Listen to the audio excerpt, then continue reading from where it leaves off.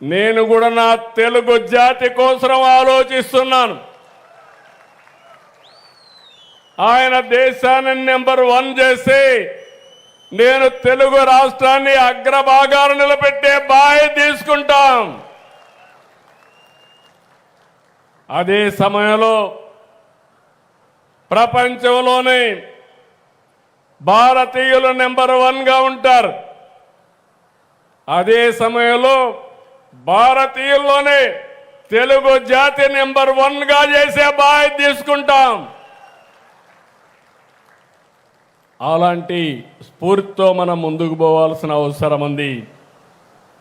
ఈరోజు నాకు కూడా గౌరవనీయులైనటువంటి కేంద్ర మంత్రి శివరాజ్ సింగ్ చౌహాన్ గారు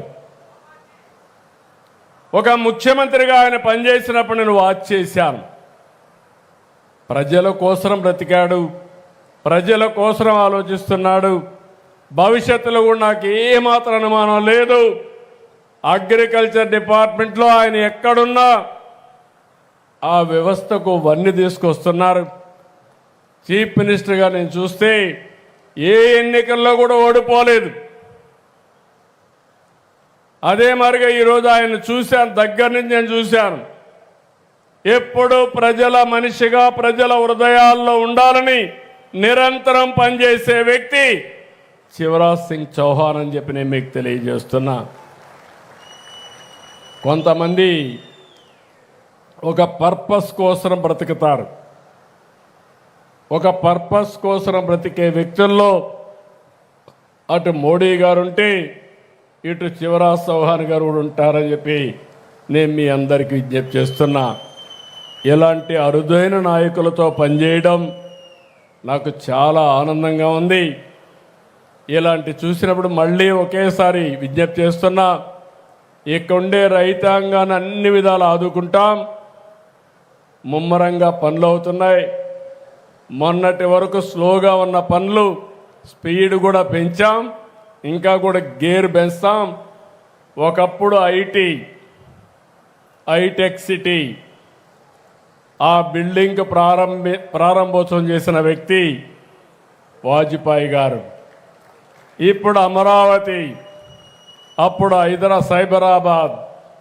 సైబరాబాద్ని మీరు చూస్తే ఆ రోజు హైటెక్ సిటీతో ప్రారంభమైంది. ఇప్పుడు అమరావతిని మీరు చూస్తే క్వాంటమ్ వ్యాలీతో ప్రారంభిస్తూ ఉంది. అప్పుడు ఐటీ స్పీడు, ఇప్పుడు క్వాంటమ్ స్పీడు. కాబట్టి మీరే ఊహించుకోవచ్చు రేపు డే బై డే ఏ విధంగా మార్పులు వస్తాయో అవి చేసుకుంటూ ముందుకు పోతామని తెలియజేసుకుంటూ, ఇంకొక పక్క నేను కేంద్రాన్ని మనస్ఫూర్తిగా అభినందిస్తున్నా. అమరావతి, పోలవరం, విశాఖ స్టీలు, హైవేలు, పరిశ్రమలు ప్రతి విషయంలో కూడా నరేంద్ర మోడీ గారు పూర్తిగా సహకరిస్తున్నారు. కేంద్ర ప్రభుత్వం పూర్తిగా సహకరిస్తూ ఉంది. మొన్నటి వరకు రాష్ట్రాన్ని మీరు చూస్తే వెంటిలేటర్ పైన ఉంది. ఇప్పుడు రాష్ట్రాన్ని మీరు చూస్తే తిరిగి కోలుకొని నిలదొక్కుని ముందుకు పోయే పరిస్థితికి వచ్చాం. ఈరోజు ఒక స్ఫూర్తి అంటే మనం గుర్తుపెట్టుకోవాలి. వాజ్పేయి గారిని గుర్తుపెట్టుకుంటున్నామంటే ఆయన చేసిన అభివృద్ధి, ఆయన చూపించిన దారి, ఆయన ఇచ్చిన స్ఫూర్తి.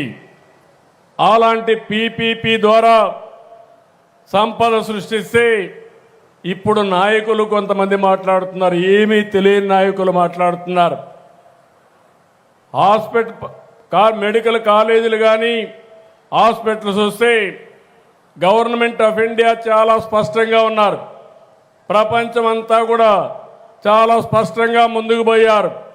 మెరుగైన సేవలు అందించాలంటే, సంపద సృష్టించాలంటే, ఉద్యోగాలు కల్పించాలంటే పీపీపీ మోడలే కరెక్ట్ అని ఇంతవరకు మనం 30 ఏళ్లుగా చూసాం. ఇప్పుడు ఇంప్రూవ్డ్ మోడల్ వచ్చి పీపీపీ వైబిలిటీ గ్యాప్ ఫండింగ్ కూడా. ఈరోజు ఒక రోడ్డు వేసాం. ఈ రోడ్డు అంతా కూడా ప్రైవేటు వ్యక్తులది కాదు. ఈరోజు ఒక ఎయిర్పోర్ట్ కట్టాం. ఇది ప్రైవేటు వ్యక్తులది కాదు, వాళ్ళు మెయింటైన్ చేస్తారు. 20 ఏళ్ళు 30 ఏళ్ళు నిర్వహించి మళ్ళా ఆస్తి ప్రజల ఆస్తి కాబట్టి ప్రభుత్వానికి అప్పచెప్తారు. దాన్ని కూడా విమర్శిస్తూ వక్రీకరిస్తూ ఇది ప్రైవేటు కాలేజీలు అని చెప్పి ఇంకొక ఎక్స్టెంట్ మీరు చూశారు. ఒకప్పుడు నాయకులు ఎంతో గౌరవంగా ఉండేవాళ్ళు. మళ్ళా నేను అధికారానికి వస్తే మీరు కాలేజీలు పెడితే నేను జైల్లో పెడతాననే పరిస్థితికి వచ్చారంటే, అంటే అభివృద్ధి చేసే వాళ్ళని జైల్లో పెట్టే వాళ్ళని ప్రజలు ఏ విధంగా ఆలోచించుకోవాల్సిన అవసరం ఉంది. ఈరోజు మనందరం కూడా వాజ్పేయి గారి శత జయంతి జరుపుకుంటున్నాం. ఇలాంటి శత జయంతి జరుపుకొని రాబోయే 2047కి భారతదేశం ప్రపంచంలో నెంబర్ 1గా ఉంటే ఆంధ్రప్రదేశ్ దానికి ట్రెండ్ సెట్టర్గా ఉండాలని ఆలోచించుకుంటే, ఇలాంటి రాజకీయ నాయకులతో నేను రాజకీయం చేయాలంటే ఆ రోజు వాజ్పేయి గారితో రాజకీయం చేస్తే ఈరోజు ఇలాంటి చిల్లర రాజకీయాల్లో నేను భాగస్వాములు కావాలనుకున్నప్పుడు ఒకసారి బాధేస్తుంది. కానీ ఓసారి ఆలోచిస్తున్నాం, ప్రజల కోసం అనునిత్యం పనిచేస్తాం, మీకు మెచ్చే పరిపాలన ఇస్తాం, మీ జీవితాలకు వెలుగునిచ్చే విధానాలు తీసుకొస్తాం. ఎంతమంది ఎన్ని చెప్పినా ఎన్ని అడ్డంకులు సృష్టించినా ఈ యాత్ర ఆగదని చెప్పి నేను మీకు తెలియజేస్తున్నా. నా ఆలోచన ఒకటి, సంపద, ఆనందం, ఆరోగ్యం, ఈ 3 ప్రతి ఒక్కరికి అందించే దిశగా ముందుకు పోతున్నాం. దీనికి ఆ రోజు వాజ్పేయి గారు నాకు స్ఫూర్తి, ఎన్టీ రామారావు గారు స్ఫూర్తి. ఇప్పుడు నాకు పూర్తిగా సహకారం ఇచ్చే వ్యక్తి నరేంద్ర మోడీ గారు అని చెప్పి మీ అందరికీ తెలియజేసుకుంటూ, ఈ స్ఫూర్తిని ఇంటింటికి తీసుకుపోయే బాధ్యత మనం తీసుకోవాలని చెప్పి మిమ్మల్ని అందరినీ కోరుకుంటూ, ఈరోజు వచ్చిన మిమ్మల్ని అందరినీ పేరు పేరున మనస్ఫూర్తిగా అభినందిస్తూ అందరికీ నమస్కారాలు. తప్పకుండా తమ్ముళ్ళు ఆ ప్రయత్నాలు చేస్తున్నాం. తప్పకుండా వస్తుందని ఆశ నాకు కూడా ఉంది. తప్పకుండా ఆ ప్రయత్నం కూడా చేయాలి. అప్పుడే మన నాయకులకు మనం నిజమైన నివాళులు అర్పించినట్టు అవుతుంది. తప్పకుండా చేద్దాం.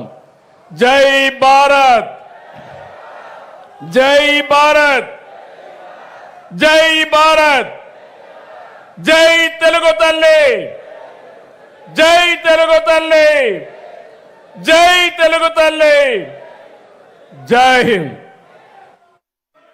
అందరూ దయచేసి కైండ్లీ బీ సీటెడ్ సార్. ఒక 2 minutes sir. Kindly be seated for 2 minutes. Kindly be seated. అందరూ దయచేసి కూర్చోండి. జస్ట్ 2 minutes అండి, ఒక 2 minutes.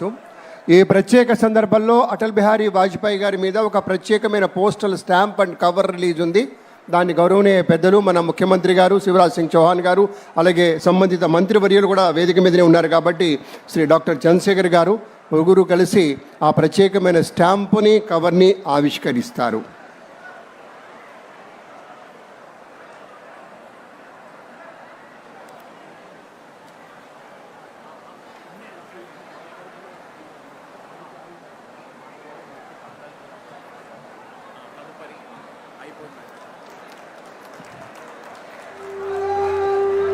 థ్యాంక్ యూ, ధన్యవాదాలు అందరికీ.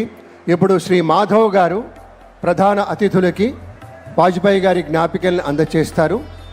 మన శివరాజ్ సింగ్ చౌహాన్ దయచేసి ఒక్క 2 minutes. నేషనల్ యాంథమ్ కూడా ఉందండి, దయచేసి kindly be seated. National anthem ఉంది, అందరూ వేచి ఉండండి. వాజ్పేయి గారి ప్రతిమను ఒక జ్ఞాపికగా ఇవాల్టి ముఖ్య అతిథుల వారికి బహుకరిస్తూ ఉన్నారు గౌరవనీయ బీజేపీ రాష్ట్ర అధ్యక్షులు శ్రీ మాధవ్ గారు. ఇది రాష్ట్ర బీజేపీ శాఖ పక్షాన శాలువుతో సన్మానించి వాజ్పేయి గారి జ్ఞాపికను ఏదైతే అక్కడ విగ్రహావిష్కరణ జరిగిందో అదే ప్రతిమను జ్ఞాపికగా మలిచి అందజేస్తూ ఉన్నారు గౌరవనీయ శివరాజ్ సింగ్ చౌహాన్ గారికి.